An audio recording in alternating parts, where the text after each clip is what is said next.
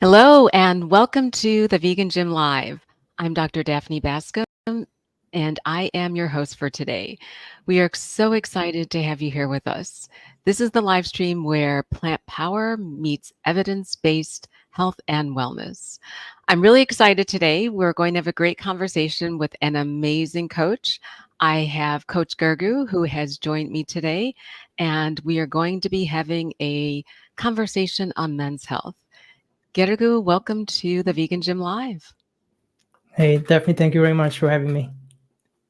I think this is your first time on the live stream. Would you feel free taking a few minutes to introduce yourself to the community, where you're living, where you're from, a little bit of background on your vegan journey?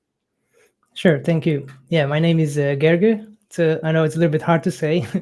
So my clients usually just call me Coach G. I'm originally from Hungary, but I lived in the UK for around 13, 14 years when I was a personal trainer. For about 10 years, I worked in a big box gym for about 8 years when I met a lot of people, a lot of athletes. Later on, like I specialized in strength and conditioning, so work with a lot of athletes in general, and just uh, fitness enthusiasts. And later, I also specialized in plant-based nutrition. Um, yeah, and now I'm living in Portugal, Madeira. And last year, I moved here from the UK, nice and warm. Have a little PT studio here. Started working online, like personal training and online, last 6 years. Now it's basically fully online. Joined to the vegan gym. I think 6 months. This is Almost six six. months a new anniversary now. It's not anniversary. What is it? 6 months semi anniversary. Semi anniversary. Yeah, I think it is today. I joined at Christmas Day. Um, so yeah, 6 months here. I really like the team. Um, uh, I used to work with other personal trainer in the gym, but I was always the only vegan, and I was like, it's always like a little bit swimming against the flow, and I kind of have to educate not just my clients but my colleagues as well on plant-based diet. And it's nice to be like in a best team who is like also everyone is in the same page about uh, performance and health. So yeah, this is the best place. Awesome coaches. So yeah, love it. Well, thank you. I mean, you've had quite a journey. Do you mind what made you decide to become plant based? Yeah. So as it's kind of like well, I'm gonna start with my background in sports. So I was playing basketball for all my like teenage years, which I knew more about strength training there, but I didn't. It was just like playing a lot of basketball, and then I transitioned to like martial arts, like mixed martial arts, grappling, kicking, punching for a Mhm. couple of years, and then I did just gym like weight training. Started with basic bodybuilding, and then more powerlifting, and then more like hybrid training, because I want to start to work with athletes. So how can I combine with so like they don't end up like I did with a lot of injuries from just playing the sport. So how can we incorporate more weight training to get stronger muscles, ligament, joints, and everything? So basically, I wanted to be the best coach by experiencing all these sports, all these training principles. So I know what I'm teaching, and I want to do the same with nutrition. So I experimented with low fat, high carb, low carb, high fat, low protein diets, everything, and then plant based was basically on the list of like a lot more people turning to plant based, and I saw a lot of athletes, my favorites like basketball players and athletes turning to plant based as well, and I wanted to see what's behind it. So I started to do research, started to experiment, myself, and I was like, and and weirdly, I just felt more energetic and recovered much faster and less inflammation and everything. So I really enjoyed it, digging more into science, became a nutritionist, um, and then I just stayed with it. And I saw obviously the documentaries, see more digging, and I was like, I don't want to support any more cruelty anymore. So Mhm. just everything piled up like a snowball effect. And it was 8 years ago, I think, 2016 when I started, and that's how I ended up being plant-based and vegan. That well, and thank you for sharing that. And, it's interesting as you were talking about mixed martial arts and grappling, and then the fact that, we really wanted to talk today about men's health, and it reminded me of the Game Changers. And I think one of the primary groups that James Wilk was targeting when he made the movie was men. So, Gergu, from your perspective, what are your background as a trainer, as a nutritionist, and knowing that you focused on health and wellness, what are some of the challenges, the health challenges that men need to understand as they're going into their 40s, 50s, and 60s? And what are some of the most common chronic diseases that you've been navigating with your clients, whether it's 30s or 60s? Okay, good questions. Yeah, the a couple things with men in general is just men thinks they are like they kind of think they are invulnerable. They can just do whatever, and they're gonna be fine, which is obviously not true. The Throughout the last 10, 11 years being coaching, um, I see a lot of issues, not just like in men, like obviously, but men are more like, I don't need help, I know what I'm doing, those kind of things. I don't have to go to the doctor and check these out. Only women have to worry about their hormones. Um, I cannot get cancer. I'm not gonna go osteoporosis. Um, you know, uh, Basic things with men's usually usually say, and they're like. Um, uh, they generally don't like to ask for help. That's Yes. that's that's the that's the basic thing. Um, so so yeah, definitely not true. Men's has a lot of things to worry about in general. When we reaching 40s, 50s, 60s, testosterone start to decline. Mhm. It's a slow decline usually, but depends on obviously life factors. The more lavish lifestyle we live, the more is gonna decline. So diet, exercise, lifestyle, sleep, it's gonna do a big role. But the basic difference is what they need to focus on different stages of the man's life is definitely as the testosterone decline, they're going to be prone more to bone and muscle loss issues. That's Mhm. got to be the first thing. So that's why weight training is good, not just for men, but in general, to make sure we lose the least amount of bone density. So we're not going to be prone to like fractures and injuries, and also with muscle loss as well. We want to make sure we are strong and we can move around and be healthy. So and be mobile. And obviously, as we the later start is going to be harder. So the easier thing to do is just start as soon as possible, um, and 30s 40s is going to be obviously a little bit easier than later on. Every Although you can correct a lot of things, but the more muscle mass and bone density you build during the years, the less you're gonna lose as you're gonna. So it's worth to start as soon as possible. That's gonna be the first thing. Obviously, cancer screening is gonna be very important. Mhm. The most issues what you can see with men is always prostate and colorectal cancer. So in as soon as in the 40s, let's start screening. Gonna be very important.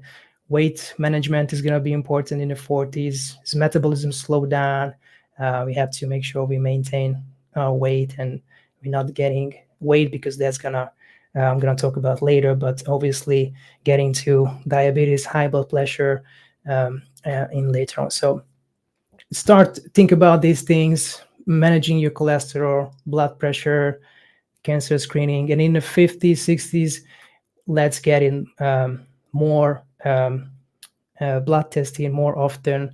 Hmm. We recommend like once a year at least, but probably if you are more active or you want to make sure everything is around every 6 months would be probably better.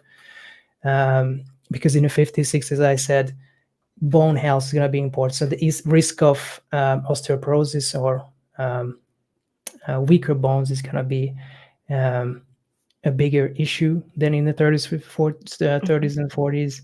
So, and then later on, 60s, 70s, Alzheimer is going to be a big issue. Mobility, balance issues. Hmm. Um, so the sooner we start taking care of the body, the better, because we can uh, push these issues further down the line. No, and you are 100% correct that um, i- preventive screening is much more, the proactive part is so much more important than the reactive trying to fix things downstream. So the nutrition, the movement, the sleep, the stress management, all of all of the things that you mentioned apply to men. They just need to be receptive to receiving that information and acting on it. Yeah, obviously, if you know that you have history in your family with cancer, especially prostate cancer, colorectal cancer, diabetes, Mhm, testicular cancer, very easy to self exam. For mhm. example, testicular cancer, just in a shower, test test the testicles. It takes 2 minutes. Um, and if you feel something odd, then obviously go and check it out. But you have to make sure that um, it's especially like colorectal cancer at Mhm. age 50. And if you have, especially maybe earlier, if you have family history, it starts picking up, the risk is start picking up. So make sure they have to go in and keep that on check, because the sooner you catch it, the bigger the chance you're gonna um, come out on a good side. Yes, and the risks are higher for men that continue to be omnivores, I would assume. Yes. Yeah. I'm going to talk about why plant-based diet is a good idea for men, but yeah, definitely the diet part is going to be a big thing. So why don't we go there? Because, I think it's a great opportunity, again, leveraging the game changers, Mhm. and then also the fact that many women that we coach coming into the Vegan Superhero Academy frequently have non-vegan partners at the start. So why is it important for men to consider giving up meat and just having a plant-forward diet? Why is it hard for men? Why is it hard, but why is it important? Okay, okay.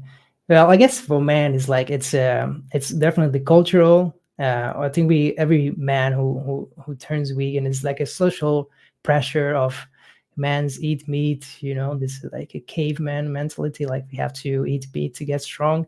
But obviously, like the science, now we have science, right? We can back this up that it's not true. Plant-based protein is just as good, if not better, than than animal-based protein. So as long as you eat protein, you're gonna build muscle and bone density. So I think we have to push back on this misconception Mhm, when it comes to man needs to eat meat. Um, and Why is it good to switch to plant-based diet? Because like for example, certain plants have shown in studies to reduce risk of like prostate and other cancers, right? So legumes, fruits, vegetables, there's a big list of we can show that inflammation markers mhm, reduces where we're starting to eat more plants. So that is one of the reason I digged in to plant-based diet, because both side of my family have diabetes and cancers Mhm. uh, in my family history. So I want to reduce the risk as much as possible. It's because my genetic, if you didn't win like the genetic lottery, so you have like, okay, I have like both side of my family has like either diabetes or cancer, Oh, dear. then what can I do to reduce that? Because it's just weird numbers, but like 50% genetics, 50% is a lifestyle, right? So if you have like 50% chance to get cancer or diabetes, um, then if your lifestyle is 100% bad, then that 50% is going to push up. But if I can reduce that 50% by like 100% good lifestyle choices Mhm. by turning plant-based, eating less meat and dairy product, then I just increasing my chance of not getting those diseases. Obviously, weight management and weight training is also going to be very important. But um, studies shows back and back, like more and more studies and meta studies, collective of studies shows that plant-based diet is which is rich in fibers, antioxidants, healthy fat. They're gonna lower cholesterol, reduce the risk of heart diseases, cancer. Um, Very hard to get diabetes on a plant-based diet. So, and they just generally higher in volume but lower in calories. So it's really good to manage my weight. I like to eat a lot, and I gain weight pretty easy.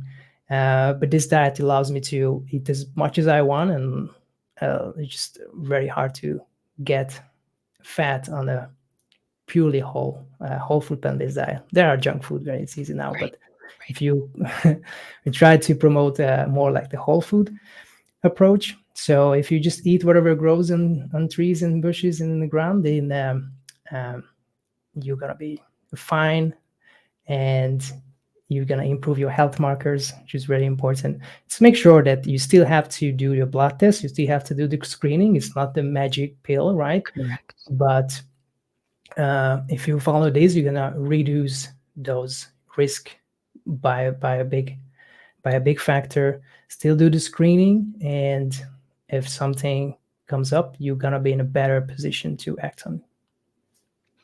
And I really appreciate the fact that you share that while genetics may increase your risk, it's really the lifestyle in terms of expressing and manifesting that risk. You are in control. I think that's the key message that by your nutrition, your activity, your screening, you don't necessarily have to be the victim of your genetics, but you can control the epigenetics that go around that. Yeah, we cannot control. We cannot what we cannot control. So genetics is come. That's what given, right? So you have to do everything in your power to not be a victim of your genetics. Mhm. So you have to act on continuously, and we can go on like topics on how to optimize health if you want. E But Would you yeah, yeah. Why don't we but talk ab go on. I mean, if you wouldn't mind about talking about optimizing health but also I'd love to pull the thread a little bit since Mhm. we're talking about men's health on men's mental health too. Um, Both because we know mental health can be impacted significantly by what you put in your body, but also because I don't think that we often talk about men's mental health very much. Yeah, unfortunately not. And as I started at the beginning, like men's are really good in underplay their mental health issues because they don't want to ask for help. Um, Even my father, when I tell like you should talk to someone, I'm like I'm not gonna talk to anyone. What they can tell me, there's nothing. Um, a psychologist or someone to sit down with can help me. I solve my problem on my own. Mhm. So yeah, it's definitely a typical man behavior that we don't like to ask for help, um, which hopefully can break a little bit today, because there is a lot of um, statistics shows that most men on streets are homeless are men. The suicide rates are much higher in men as well. So obviously there are a lot of pressure on men in society in general. What man doesn't like to worry about Mhm. those things, and then obviously is catch up on that. Drug use, alcohol abuse are much higher in men than in women. So they're like men are really prone to not asking for help, which is emotional support would be crucial um, to just ask for help if they feel like as the pressure is too much, take break and then and ask for help. So social connection, right, would be very important. Having the hobby would be really really important. Men's are, I think men's really needs a hobby. Everyone needs a hobby, but I think men's um, are are really mission driven, and because well, like life is so much different than when we were hunters and gatherers, or we have to conquer the world. Now we just it's life is easier, probably too easy, and I think man needs a purpose. In general, everyone needs purpose, but man's wired that they need something big to focus on.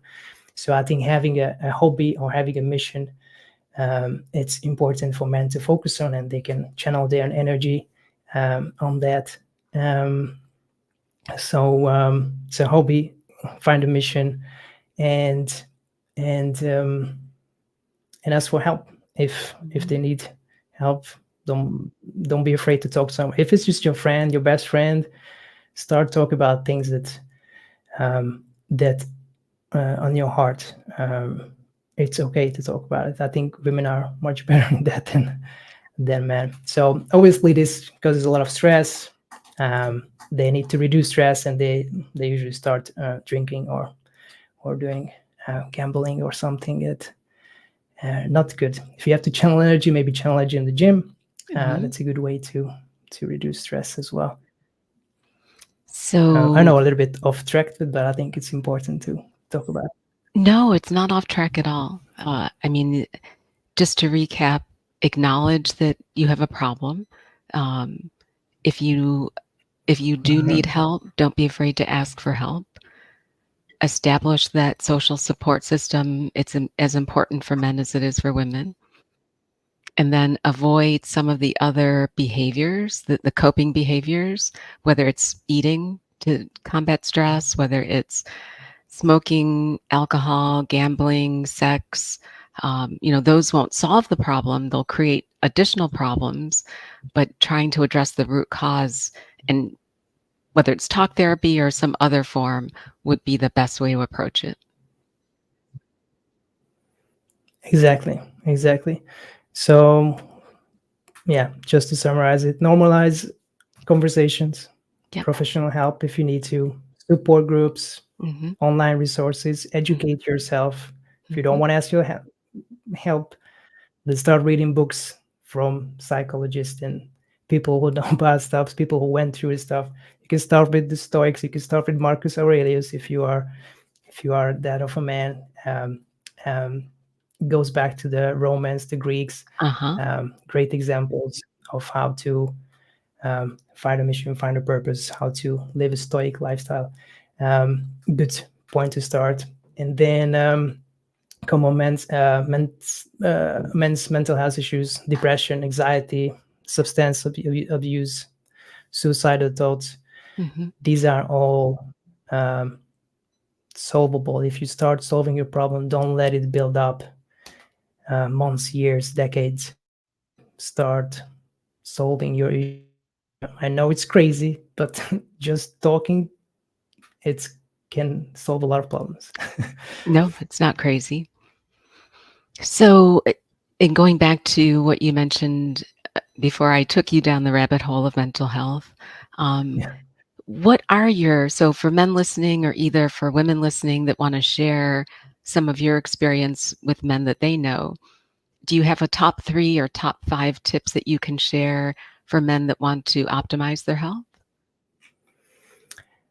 Yeah, definitely. Some of them are gonna overlap with just general, Hmm. but obviously you're gonna start with training, I would start. Okay, let's start with sleep because that's gotta be the most important. So if you have to fix something, always fix your sleep first. Uh-huh. Make sure you have 7 to 9 hours. This is everyone different. If you're sleeping only 5 hours now, then don't start with seven. It's gonna be very hard.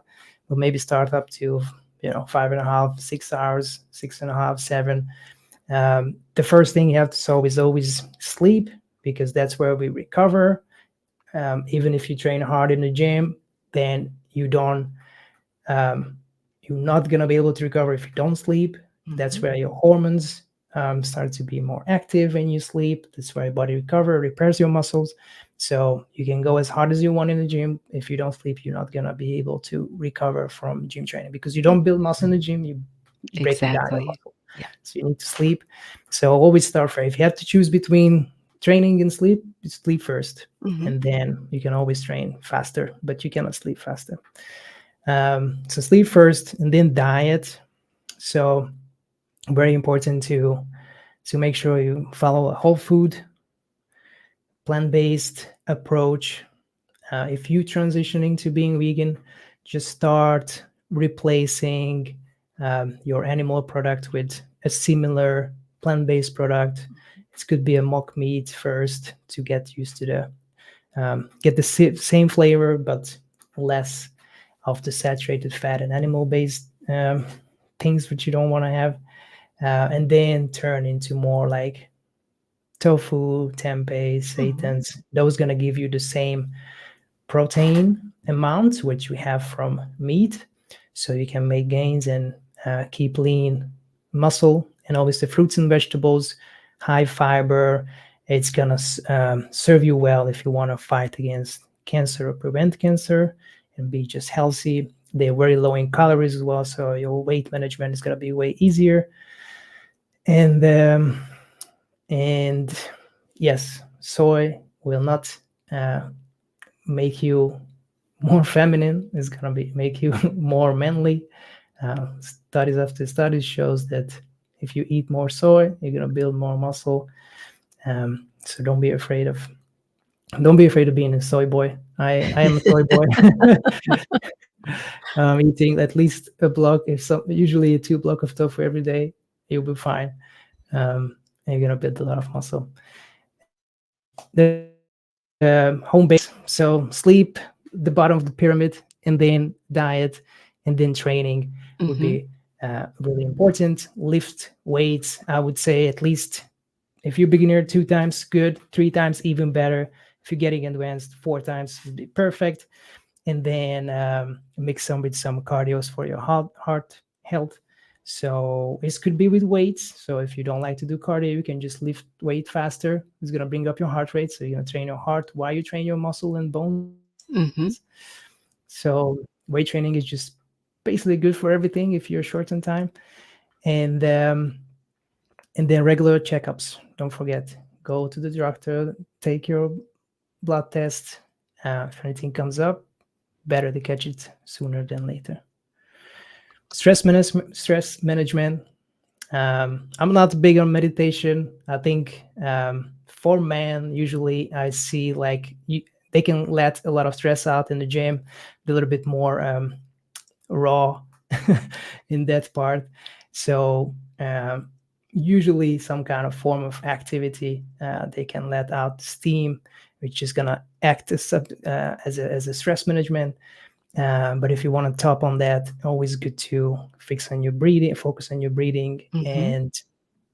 and yoga, meditation if you are more advanced. And I think I covered everything. So that was sleep, plant-based nutrition, Sleep, nutrition, exercise. training, Yep. and checkups. Awesome.